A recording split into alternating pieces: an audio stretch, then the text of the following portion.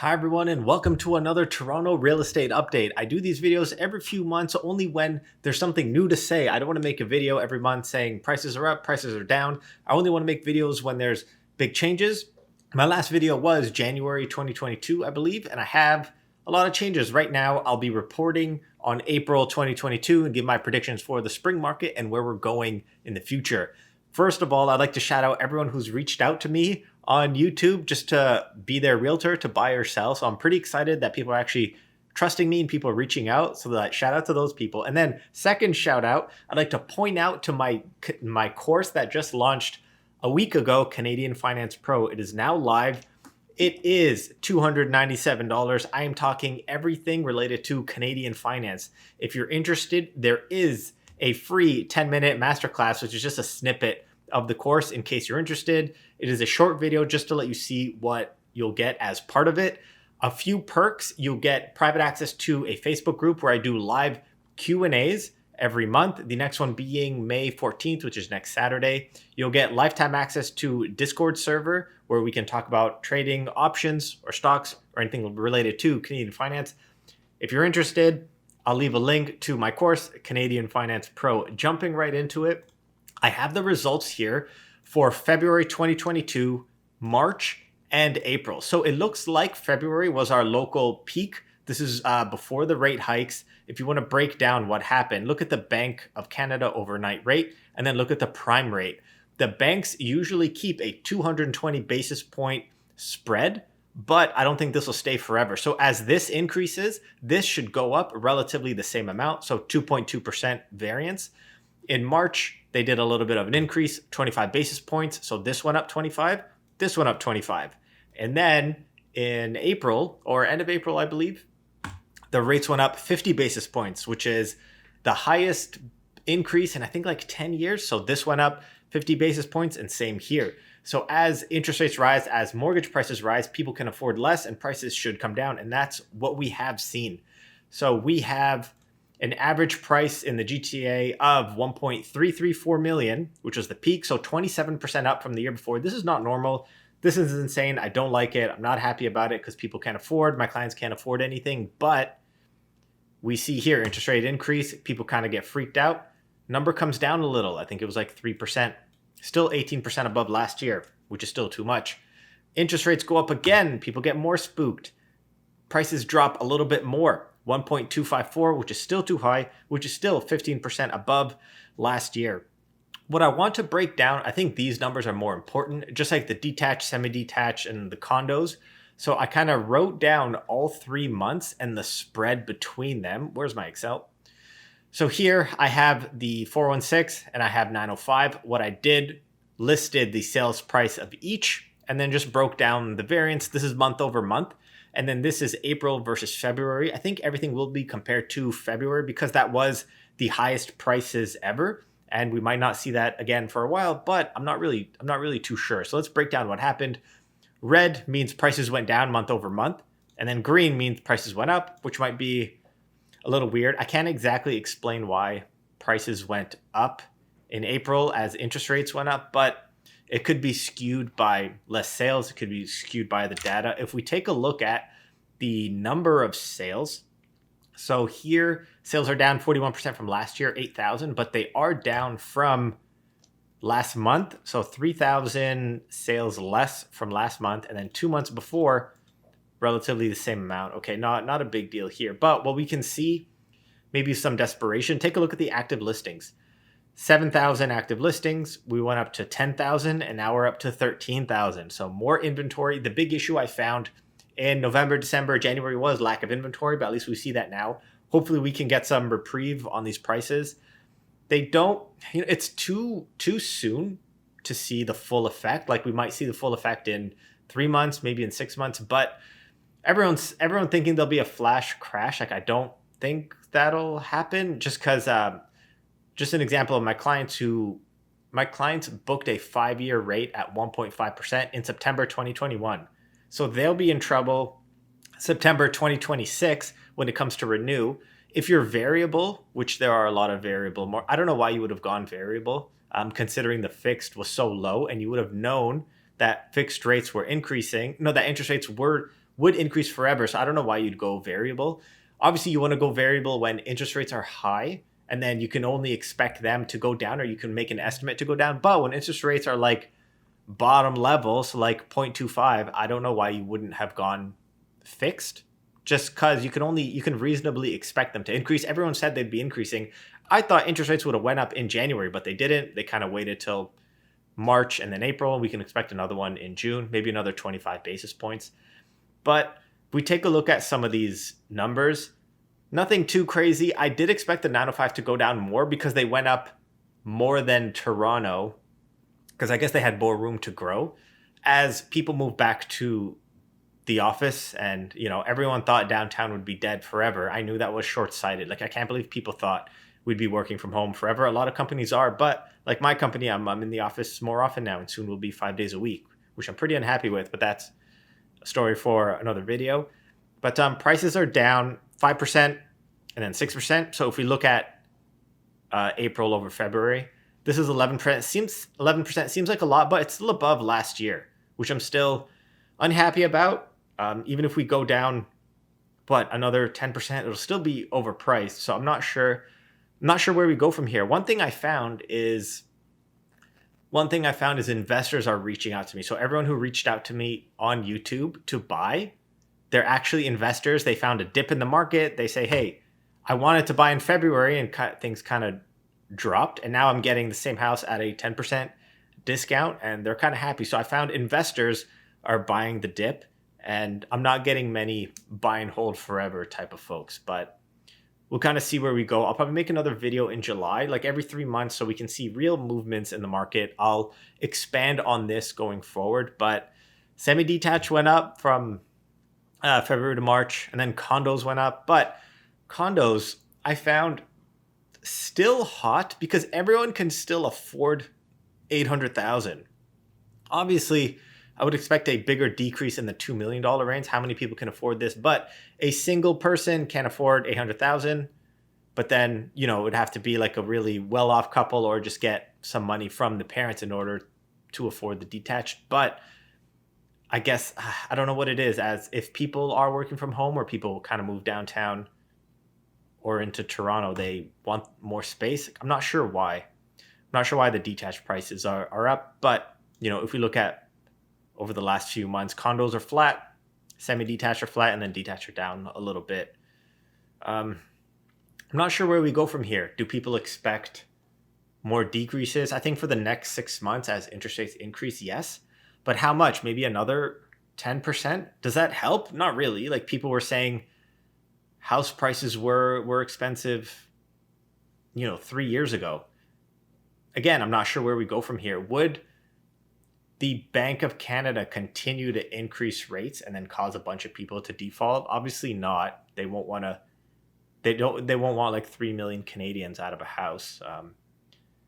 Yeah, it is kind of weird. Eventually, if we go back to the spread that the bank has here, as the Bank of Canada interest rate increases, this 220 basis point or 2.2% spread will decrease, because the banks won't want their clients to default, which would cause more losses on the bank side. So there is a limit to where, let's say this goes up by another 25 basis points, this might increase by only 10 or 15. There is a limit to how much the bank can increase rates. I'm not sure we've seen that yet, but I don't know. People come to me for prediction, so let me try to make a prediction. If you want to buy, hold off, because we might get cheaper houses. But if you hold off, interest rates will increase. So can you really afford more? I was playing around with the numbers here. Let's say you got 2.7% mortgage and you paid $1.2 million for it. So you're like, hey, I can afford $4,800. Cool. So let's say interest rates increase, let's say 4.09, but house prices go down 20%. So you're still at relatively the same amount. So like, everyone wants house prices to go down, but they indirectly wanted the interest rates to go down. So you got a 20% decrease in price. Like, houses are too expensive, I want it down 20%. Cool. But the interest rates went up with it. So then you get a 20% decrease in mortgage, but you're paying relatively the same. House price decreases only affect those with all cash or those with a larger down payment, because then obviously if you're paying all cash, you would have got a 20% discount, and then you're not paying anything additional a month because you're all cash. There's something else. I forgot to bring this up at the beginning of the video. The government has introduced another 5% increase in the foreign buyer tax. So from 15 to 20% in Ontario, which is not a lot. That doesn't defer anyone. That's a dumb rule. That doesn't do anything. There's ways around it. The government has banned foreign buyers for 2 years up to 2025. They banned them from buying, but if you have if you're an international student, you can buy. If you own a foreign-owned corporation, a corporation can buy. So there are loopholes around it. Those are dumb rules. Foreign buyers are maybe 5, max 10% of the market. There's loopholes around those rules. So I don't see the point. But a big one that I was kind of excited in is they plan to end blind bidding if the seller wants to do live bidding. That's always been around. We always had the option of live bidding, but just no one did it because sellers can make more off blind bidding. Everyone kept saying that live bidding would reduce housing prices, but I just want to show some examples where I thought live bidding would decrease house prices, but now I'm not so sure. Let's talk about a few examples. There's this company Unreserved that lets you do live bids. It's on a website. You bid with your agent, and the bid goes up. I think the minimum increase in bids is like 2,500, and it gets extended if people continue bidding. There has to be 10 minutes of no bids, but let's take a look at this. Everyone says they don't like bidding wars, just blind bid, they're overpaying. So let's look at this. 46 bids in total, 710,000 selling price. So this was a 579 square foot unit. So if we bring out our trusty calculator, 710 divided by 579. So we're at 1,226 per square foot. 46 bids in total. I think we're getting to the same place just with more steps. So it was the same 6 bidders bid 46 times, but they're just bidding against themselves. If we look at the activity feed, look at this. The strategy is still the same. They listed at 1,000 a square foot. They listed at 559,000, and then 46 bids. See, bidding is now extended. There has to be 5 or 10 minutes of no bids for the auction to die, the auction to end. After the original auction was supposed to end at 2 p.m., it went up another $110,000. So the person with the most to invest, the person with the highest amount, the person with the most amount of money ended up winning. I don't know. It seems like we get to the same result, but with more steps, although I have no proof. Let me go to another example. We got 76 bids, 12 unique bidders. Let's look at this. So this is 692 square feet, so a little under 1,000 a square foot, which is great, but I don't think it came with parking. Really nice unit. But let's take a look at this. So they started at 450,000. So everyone is mad at it's so funny. Everyone gets mad at realtors, saying realtors are the one who did this, but this is another company. This is your live bidding company. This is what everyone keeps complaining about, right? Everyone wants live bidding. Here you go. Started at 450. Waste of everyone's time. This is a waste of time. 76 bids. We end up in the same position. Obviously, I have no proof. This is just my thoughts. End up in the same position, just with more steps. So this person, Aries Rose, thought they could buy it for 452. And then Aries Rose quickly fell off. We don't see them bidding anymore. I feel like they're just wasting everyone's time. Look at this. Bidding was extended again. See, everyone's kind of waiting until the last minute to make a bid. After bidding was extended, it went up another $50,000. Yeah, I don't know. Let's take a look at another example. 5 unique bidders, 65 bids in total. So like 12, 13 bids per person. We started off at 750,000. We ended up 222,000 above. Let's look at CPhil. Let's see if they thought they could get a unit for 750.